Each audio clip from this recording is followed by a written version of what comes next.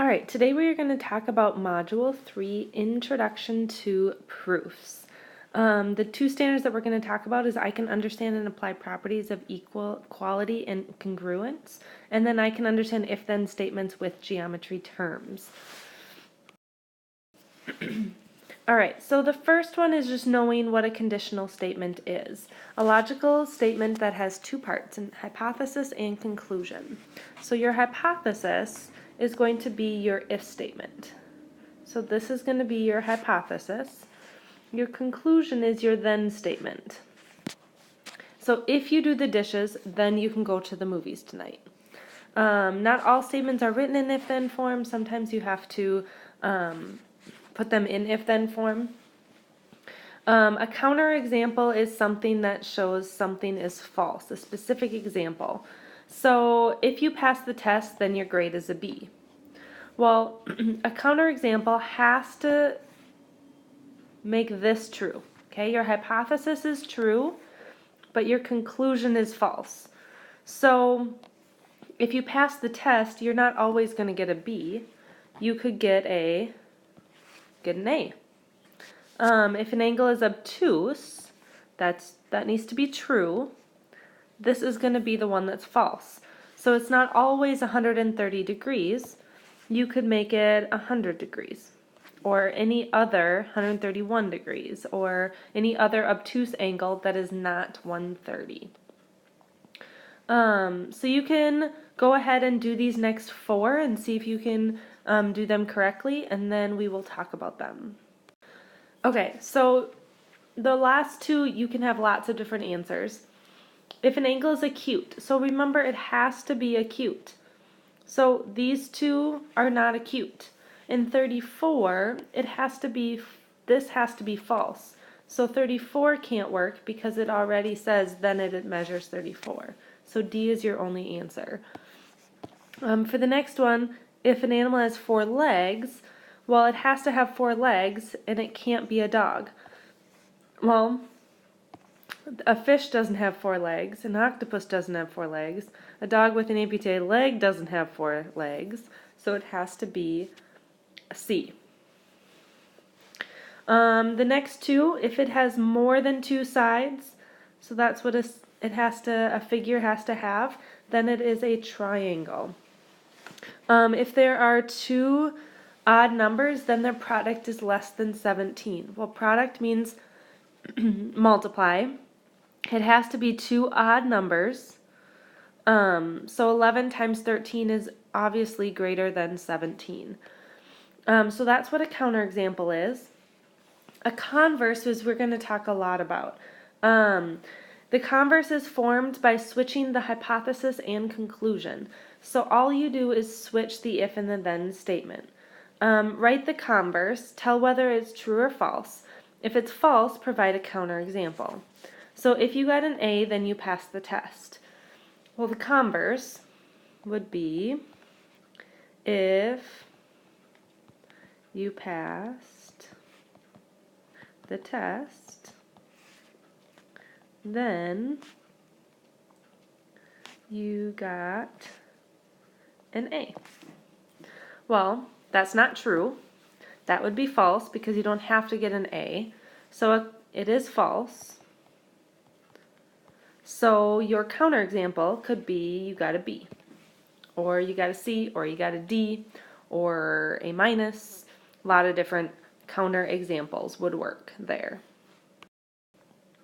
Okay, so now we're going to go into more if-then statements using geometry stuff. So the first one, point B is the midpoint of AC. So your reason, if midpoint, then two congruent segments. So that's using the definition of a midpoint, and some teachers say definition of midpoint. Personally, I always say if midpoint, then 2 congruent segments. I change it into an if-then statement. So then it tells you exactly what your then statement is. So then 2 congruent segments. So now I can look at my picture and I want to know what two congruent segments I have. Well, if you know midpoint, you know you can put tick marks. So then AB is congruent to BC. The next one, 1 and 2 are complementary. If complementary, then sum equals 90. So what we need is the sum is 90. So that means the measure of angle 1 plus the measure of angle 2 equals 90 degrees. That's what complementary means. And remember, I'm always looking at the keyword. Midpoint complementary, the keyword would be bisect here. So that would be if bisect, then two congruent, and then it's an angle it's being bisected. So I want two congruent angles. Sorry, it's not super neat. So AB bisects CAD. So the picture doesn't have anything on there, so let's do that. AB bisects CAD is your angle. Well, bisect means to cut in half, so I know that they're congruent, and I know that I need two congruent angles for my if-then statement. So I can go angle CAB is congruent to angle BAD. And that is my next step in my proof. Right angle would be my keyword. So that means if right angle then equals 90. So I know the measure of angle 2 equals 90 degrees. So if you know these if-then statements, it makes your life so much easier. If vertical, and I just shorten it as if vert, then congruent. So if 3 and 4 are vertical, then I know that they are congruent. So that is all about the next step in your proof. And that will help you a ton. This is what people get confused on in proofs usually, is they don't know these if-then statements. If you know these if-then statements, it makes your life a lot easier. Okay, so now let's talk about some properties of equality and congruence. And I've already written them out for you. So we have reflexive, symmetric, and transitive are your three properties. And properties of equality, we do POE, and all that means is that there's an equal sign in there. So all of these have equal signs on this side. So that's why there's a POE. For on this side, it's going to be congruent, POC. And that's all the difference, okay? Remember the notation? If you have a congruent sign, that means you need to have hats on your segments. If you have an equal sign, that means you need to measure for your angles. So reflexive is kind of like looking at a reflection in the mirror. You look at yourself. There's one angle. Oh, I should not do. There we go. One angle or segment. AB equals AB. Segment AB is congruent to segment AB. Okay? So that is a reflexive. And we're not really going to use that until chapter 4, which I don't remember what module that is. But we're going to use that a ton in triangle proofs. The other two we're going to use, it's more of a common sense theorem. This is kind of like a duh theorem. Symmetric, all it is flipping. It just is like the converse. So think about when you were in elementary school and you drew something and then you had to draw that line of symmetry and then flip it over. That's kind of symmetric. It flips. So if AB equals BC, then BC equals AB. All it does is flip over the equal or congruent sign. And there's two segments or angles. So if angle A is congruent to angle B, then angle B is congruent to angle A. It flips. Now the transitive is the linking one. And this uses 3 different segments or angles. So if you see, there's our link. If AB equals BC and BC equals CD. If the link is there, then AB equals CD. If angle A is congruent to angle B and angle B is congruent to angle C, there's our link, so angle A is congruent to angle C. You link it and then you can take it out. So that is transitive, symmetric, and reflexive. And we're going to be practicing that next. Okay, so I'm going to talk about up there, just, well, I guess I should if it's at number 5.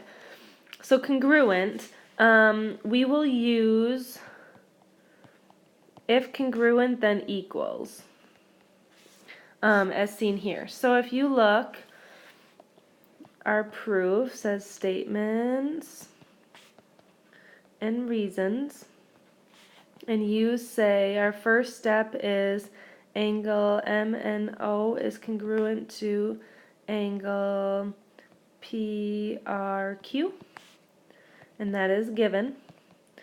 And that's what it shows, and I'm telling you that's what our given is. So our next step, I can say if congruent, then equals. And that is an if-then statement we will use. You can always use if equals then congruent as well. So then I can change it to an equal sign. When I do, I have to put that measure in front of my angle. So the measure of angle MNO equals the measure of PRQ. So those are your 2, that's what we're going to be using as well. So symmetric, is it a POE or POC? Well, here's an equal sign, so that means it's a POE. If AB equals CD, well, symmetric means that it flips. So then CD is going to equal AB. Reflexive, POC, and that means you're looking at yourself in the mirror. So MN is congruent to MN. Transitive POC, so that means that all of these are going to be congruent signs. Well, remember, this is our linking one. So B's link. So if A is congruent to B and angle B is congruent to angle C, then I can say angle A is congruent to angle C because the link B is taken out, and you can do the first is congruent to your last. Symmetric POC, these are the congruent sign. Symmetric means that it flips, so then 2 is congruent to angle 1.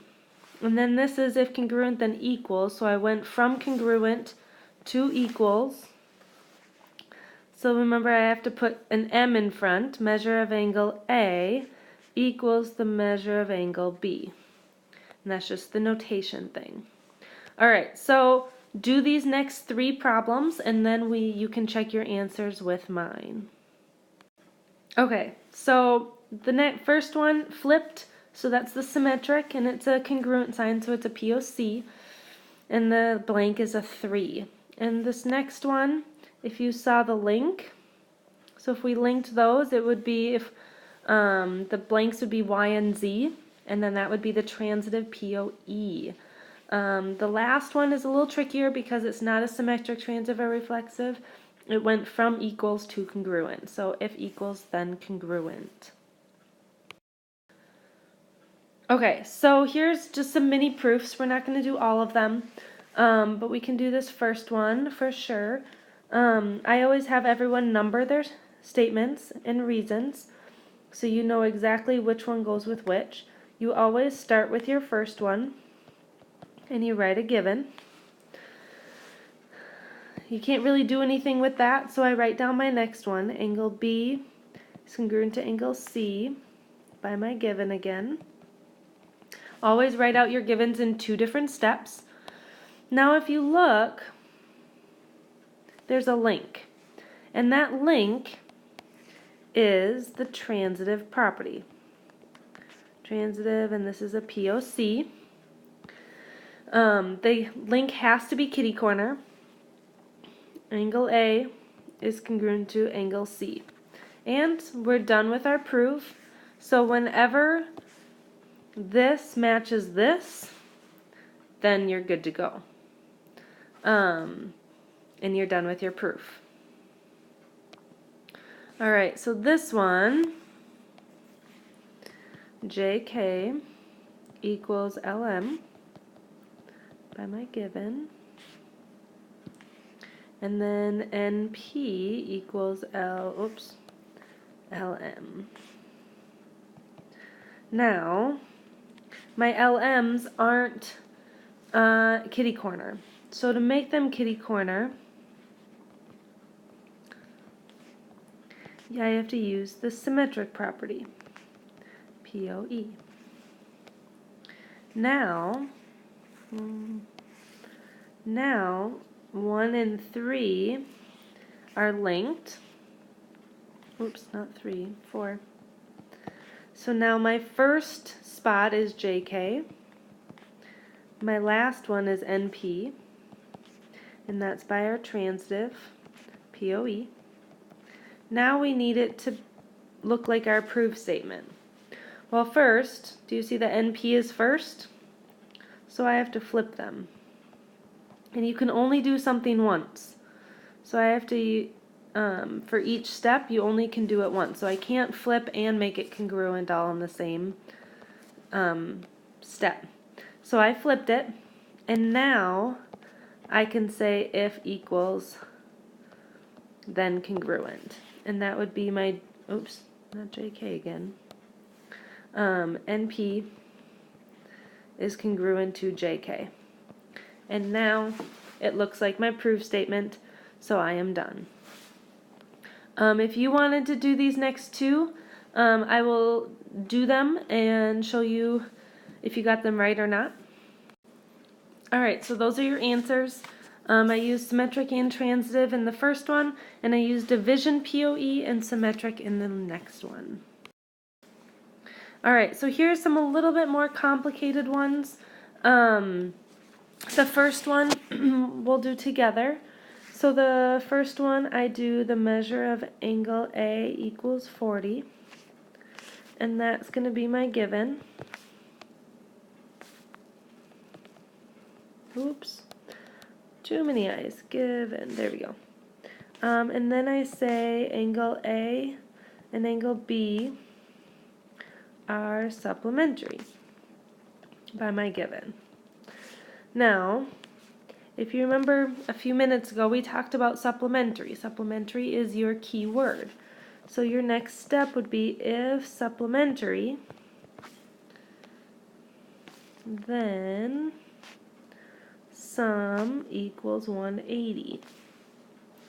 So it would be the measure of angle A plus the measure of angle B equals 180 degrees. So that is your next step. You're using your given.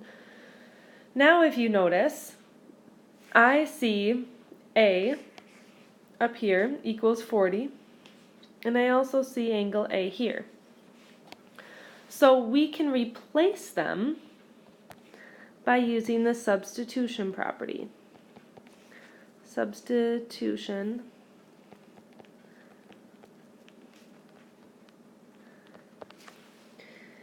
So that would be 40 plus the measure of angle B equals 180 degrees. Now remember, our goal is to get B equals 140. So if I look, you probably all know, well, duh, B is 40, or 140. Well, in order to do that, I had to subtract. So I'm going to use, subtract POE, and I get my goal. Measure of angle B equals 140 degrees. Next one. S is the midpoint of PT by my given. Remember, midpoint is my keyword.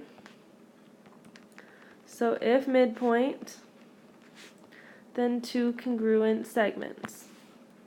Well, I can figure out what two congruent segments by the picture. PS is congruent to ST.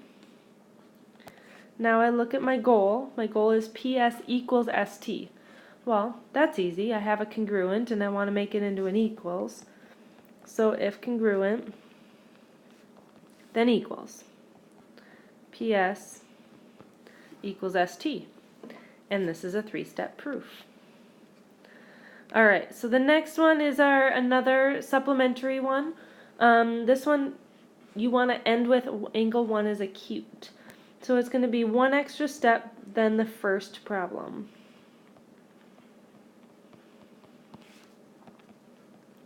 So I have my given, and remember, I want to use that given. So whenever you write a given down, you want to use it if you can.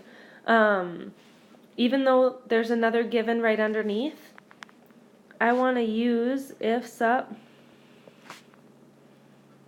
then some, oop, that's not what I wanted. Sum equals 180. And I'm going to do the measure of angle 1 plus the measure of angle 2 equals 180. When you use each given, it makes it a lot easier for you to remember to use it. Because if you write down all the givens and you forget to use one, then you get stuck and you don't know what to do. But if you use it, you will never ever forget. And so now if you see, just like the first problem, you see 2 is 150, so I can replace 2 with 150. Measure of angle 1 plus 150 equals 180, and that is the substitution.